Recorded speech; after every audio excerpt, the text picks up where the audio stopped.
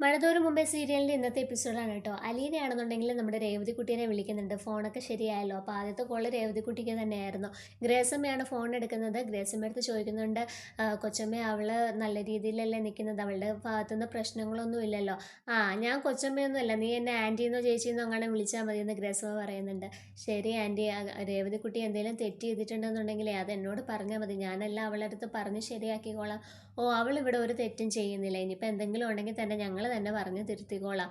അല്ല, നിനക്ക് അവിടെ സുഖമാണോ എന്ന് ഗ്രേസമ്മ ചോദിക്കുന്നു. അവിടുത്തെ ആൾക്കാരൊക്കെ നിന്നോട് നല്ല രീതിയിലാണോ പെരുമാറുന്നത്?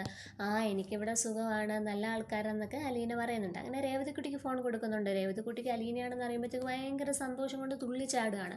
അങ്ങനെ അവർ തങ്ങളുടെ വിശേഷമൊക്കെ പറയുന്നുണ്ട്. രേവതിക്കുട്ടി പറയുന്നുണ്ട്, എനിക്കിവിടെ സ്വർഗ്ഗമാണ് അലീന ചേച്ചി, എൻ്റെ അമ്മയും അപ്പനും ഒക്കെ ഉണ്ടായിരുന്നെങ്കിൽ എങ്ങനെയാണോ അതേപോലെ തന്നെ എനിക്കിവിടെ എന്നൊക്കെ പറയുന്നുണ്ട്. അങ്ങനെ അവർക്ക് സന്തോഷമാവുന്നുണ്ട്. രേവതി ചോദിക്കുന്നുണ്ട്, അലീന ചേച്ചിക്ക് എങ്ങനെയാണ് അവിടെയെന്ന്. അലീന ഒന്നും പറയുന്നില്ല, എനിക്കിവിടെ സുഖമാണെന്ന് തന്നെയാണ് പറയുന്നത് കേട്ടോ.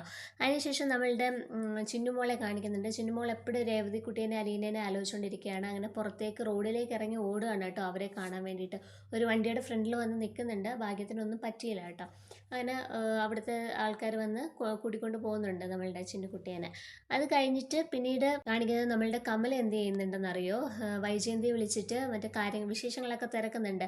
ഓ, നിനക്ക് പിന്നെ ജോലിയൊന്നും ചെയ്യണ്ടല്ലോ, നിനക്ക് ബാങ്കിൽ പോകണം, തിരിച്ചു വരണം, പിന്നെ വീട്ടിലെ കാര്യങ്ങളൊക്കെ നോക്കാനായിട്ട് അവിടെ അലീന ഉണ്ടല്ലോ, അവൾ എങ്ങനെയുണ്ട് എന്നൊക്കെ ചോദിക്കുന്നുണ്ട്. ആ കാര്യത്തിൽ കുറ്റമൊന്നും പറയണ്ട, അവൾ എല്ലാ കാര്യങ്ങളും നന്നായിട്ട് തന്നെയാണ് ചെയ്യുന്നത്, പിള്ളേരുടെ കാര്യങ്ങൾ നന്നായിട്ട് നോക്കുന്നുണ്ട്, പിന്നെ അവൾ എന്ത് ആഹാരം വെച്ചാലും അതിന് നല്ല രുചിയാണ്, വേറെ ഒരു പ്രശ്നവും ഇല്ല എന്നൊക്കെ പറയുന്നുണ്ട്. അതുകൊണ്ടല്ലേ ഞാൻ അവളെ വിടാതെ ഇവിടെ പിടിച്ചു വെച്ചേക്കുന്നതെന്നൊക്കെയാണ് പറയുന്നത്. അപ്പം എന്തിനാ കമൽ ചോദിക്കുന്നുണ്ട്, അമ്മയ്ക്ക് അവളെ ഭയങ്കര ഇഷ്ടമാണല്ലേ? പിന്നെ അല്ലാതെ ആദ്യം അവൾ കയ്യിലെടുത്തത് അമ്മയെ തന്നെയാണ്, അമ്മയാണ് ഇപ്പോൾ അവളുടെ ഹെൽമെറ്റ് എന്നൊക്കെ ഇങ്ങനെ പറയുന്നുണ്ട്. പിന്നെ ഈ മോതിരത്തിൻ്റെ വിഷയം പറയുന്നുണ്ട്.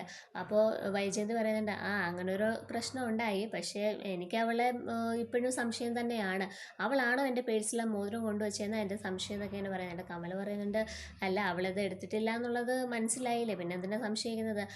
എൻ്റെ കയ്യിൽ തെളിവൊന്നും ഇല്ലാതായി പോയി കമലേച്ചി, അല്ലെങ്കിൽ ഞാനത് തെളിയിച്ചേനാ, എപ്പോഴെങ്കിലും എൻ്റെ കയ്യിൽ കിട്ടുമെന്നൊക്കെ ഇങ്ങനെ പറയുന്നുണ്ട്.